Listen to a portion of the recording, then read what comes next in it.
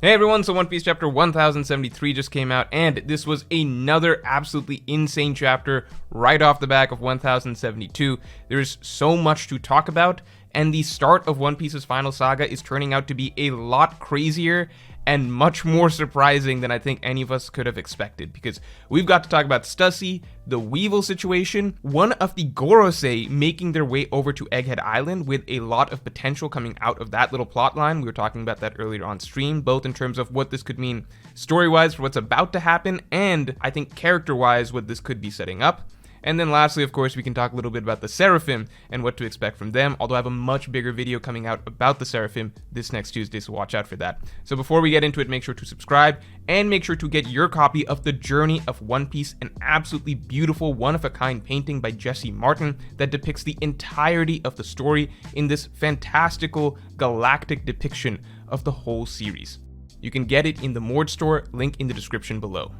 So to begin with, Stussy. Okay, Stussy is one of the most pleasant surprises out of any of the sort of side characters or initial minor villains that we've ever been introduced to, because going all the way back, this is actually the second time, right? I kind of backtracked Stussy's history, and this is the second time that we've gotten a major twist out of her character, because she was initially introduced not as, you know, a CP0 agent. It's easy to forget, but she was initially introduced as in Whole Cake Island as one of the heads of the underworld, along with so many of the others. You know, this is also where we met Big News Morgans and the rest of them. So initially she was just Stussy, Queen of the Pleasure Quarter, which in itself was a great setup, because that was something that was planted much earlier in Whole Cake Island as this mysterious part of the New World that Caesar had blown all of his money and funding from Big Mom at. So we got to meet Stussy as the Queen of the Pleasure Quarter. That was set up much earlier, and then we got the reveal that Stussy's actually a major agent of CP0 at the end of Whole Cake Island, which in itself was a really cool twist. And now we're finding out that all in one, she's a clone, right? She's a clone, she's working for Vegapunk in actuality, not CP0, and she's a vampire in some sense, and the original body of who she's a clone of is a former member of the Rocks Pirates, so that's like 4 different twists all in one. So this character has come a long way, and Oda's really been like jerking us left and right in terms of what to expect out of Stussy, because again, she initially just seemed like one of several different underworld mafia heads. And she's turned out to be so much more, right? Not just a member of CP0, not just a prominent member of CP0, but potentially one of the most important characters that we're going to get in all of One Piece, because this really was a chapter dedicated to her. Her getting her cool scene at the beginning of the chapter, taking out Lucci of all people, and then the latter half of the chapter, it seems like we're getting the original version of her, right? Who seems to have a much different personality. I suppose with age, she's become a lot less poised and graceful, and a lot more, I guess, comical and reactive, because I've got a lot of love for the Bakin and Weevil scene that we got towards the end of the chapter, but we'll get to that in a second. But I just think that it's great how Oda's getting so much out of this character, and in One Piece you really never know what to expect, even with the smallest of characters, how big of a role they're going to play down the line. So Stussy is an amazing example of that. I don't know, she's one of my favorite characters to have emerged as of late. I do think that Lucci was done a little bit dirty this arc. It's hard to explain, because it's not as though anything in terms of his capabilities, he seemed very impressive still, right? He made very smart decisions overall. He was quick to take out Sentomaru and regain control of the Seraphim at a crucial moment. And in terms of combat, he was actually more capable than I think most of us expected, because I think many of us thought that he would just go down immediately to Luffy. But he lasted 2 chapters for what that's worth. Even if Luffy wasn't going all out necessarily, that's a respectable showing, considering most of us would have expected Luffy to just be light years ahead of Lucci at this point. But, you know, Lucci lasting at least 2 chapters, considering the ridiculous power-ups Luffy's gotten in Wano, I don't think that that's a bad thing for Lucci by any means. So it's not in terms of, you know, he didn't get dirty in terms of what he's capable of still, and how he acts, and, you know, his combat capability scaling up respectably, but more so just the sense that he was clowned on a bit in terms of how he was, I guess, made the butt of certain jokes at the end of the day, because Gear 5th overall was basically, you know, a battle that turned all of Lucci's seriousness into, you know, comical amusement for Luffy's entertainment, basically, right? There were a lot of gags that were played with him as the butt of the joke at the end of the Gear 5th fight, or over the course of the Gear 5th fight. And so he was humiliated a bit in that sense, you know? And then here, he was humiliated a bit in the sense that Stussy really, she got the one up on him. And much in the same way that Lucci was once on the delivering end of betrayal back in Water 7, betraying his former comrades and revealing himself to be a member of CP9, This time, Stussy reveals that she's not a member of CP0 and that she's actually been working for Vegapunk this entire time, or at least been allied with Vegapunk for this whole, for however long. So that's a long time coming, I suppose, for this character. And I think it's just, while I like seeing One Piece villains come back and still be really, they're still like to see them portrayed in a certain very capable, very respectable light. I think Lucci's a character who in particular had this sort of karmic retribution coming for him. So what happened to him over the course of the last 4 or 5 chapters, I think, it's deserved at the end of the day. I don't think it made his character look that bad. I think it just gave his character, a taste of his own medicine, which I think he did definitely have coming. So I'm all cool with everything that happened at the beginning. I think Oda did establish that Stussy probably couldn't take Lucci on straight up by various comments from Stussy herself and other characters mentioning that, Stussy probably took him by surprise, which she did. But that's no disrespect to Stussy because, she still was very, very impressive with the CP9 technique of Kamiai that she pulled out, basically. And that definitely caught him off guard. And she was very quick in terms of taking out, even if by surprise, taking out 2 other CP0 agents that are notably supposed to be very strong characters. So, Stussy seems very capable, very smart. It's just piggybacking off of everything that we've already seen from her in Whole Cake Island, where she, was at the right place, right time, took the right opportunity to betray her fellow mafia heads, and seize what she needed to seize. So at the end of the day, I think that this character, wherever this goes, and the level of insight that is going to play into basically her having been a former member of MADS, but also a former member of ROX, like the original version of her, she seems set to be at least a very important figure, Madame Bakin, Ms. Buckingham, in the grand scheme of things.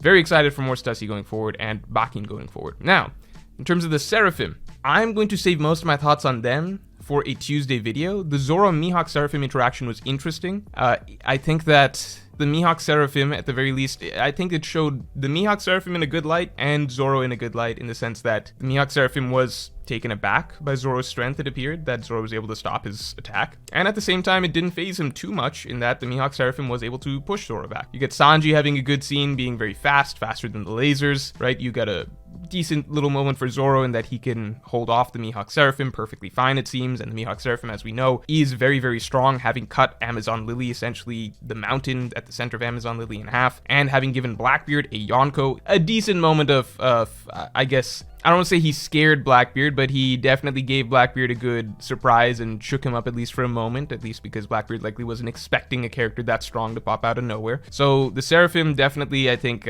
being hyped up, I mean, keeping in mind the main thing that these guys are in their absolute most primitive states. These are not their fully matured versions, so whatever we're going to see of them down the line is likely going to be far more impressive than whatever we're getting even here, right? So this was a good little preview. We might be seeing Zoro versus a Mihawk Seraphim again down the line, but with much higher stakes attached.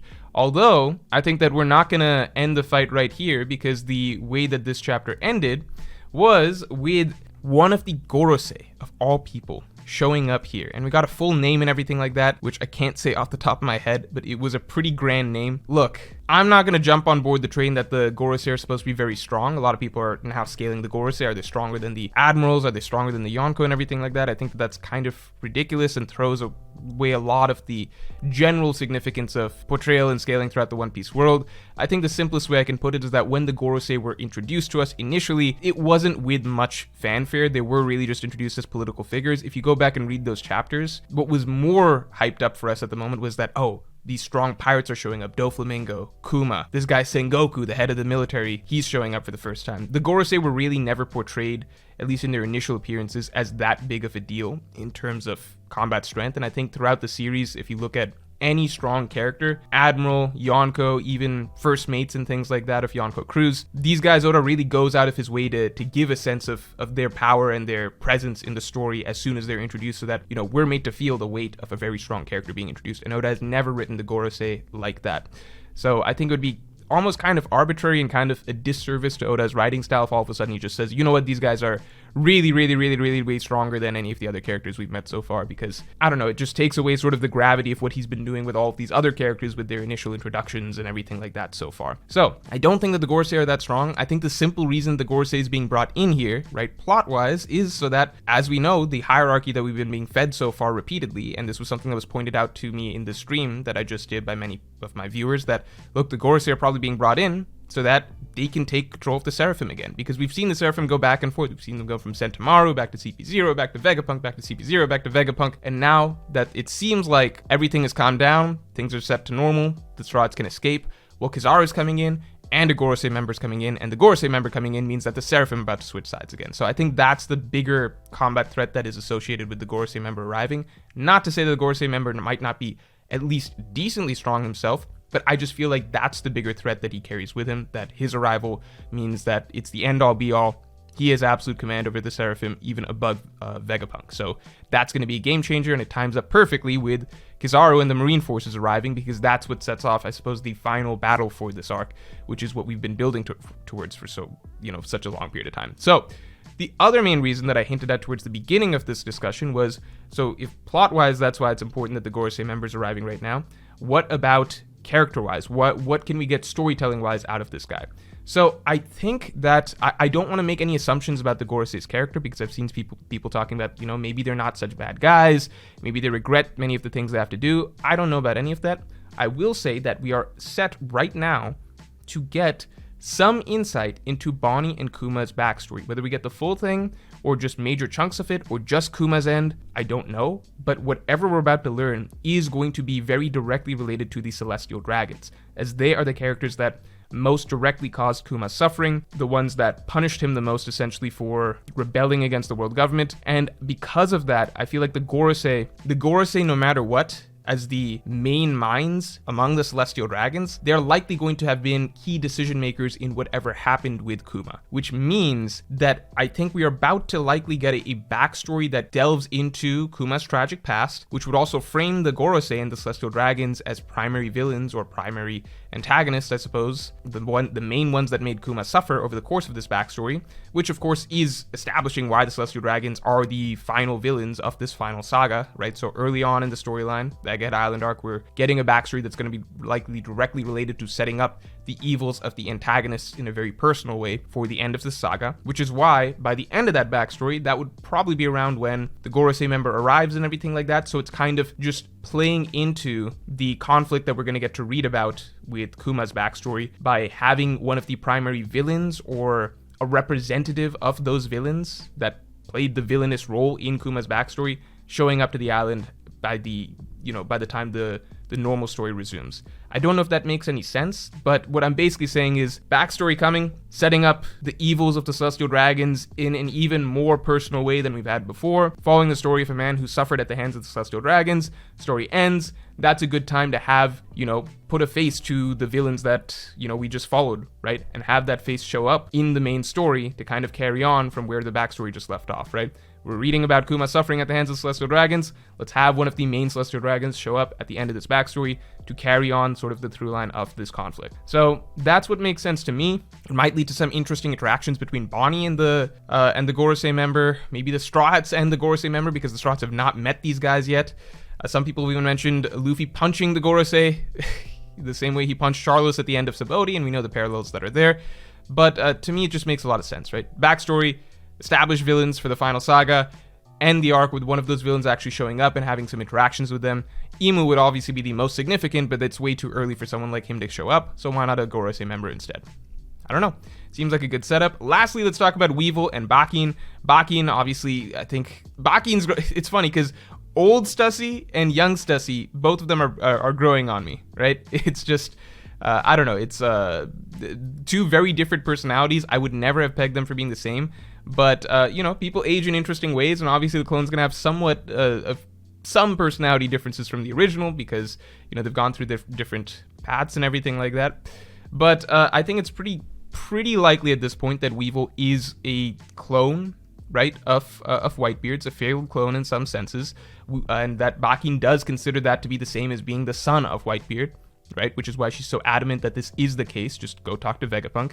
And I really like the way that we got the sort of reveal that Weevil and Bakin are kind of good guys at the end of the day, right? Because initially we were introduced to them, and they just seem like troublemakers. They don't seem like good characters. They seem like potential antagonists down the line. A lot of people believe that Bakin is the bad one and Weevil's the good one or something like that, and it's just a puppeteer kind of situation. I think they're both not that bad, even if Bakin's kind of maybe a little selfishly motivated, right? But the way Oda's portraying her so far does seem to be a bit more on the lighthearted, comical side.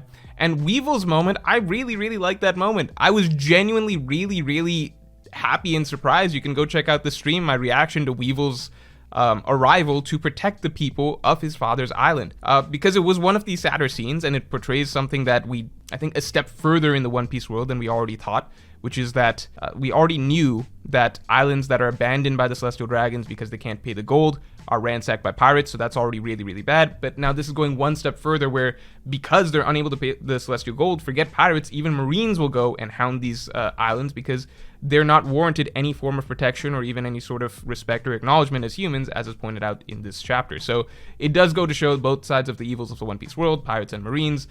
Long-running theme of the story, brought into play right here.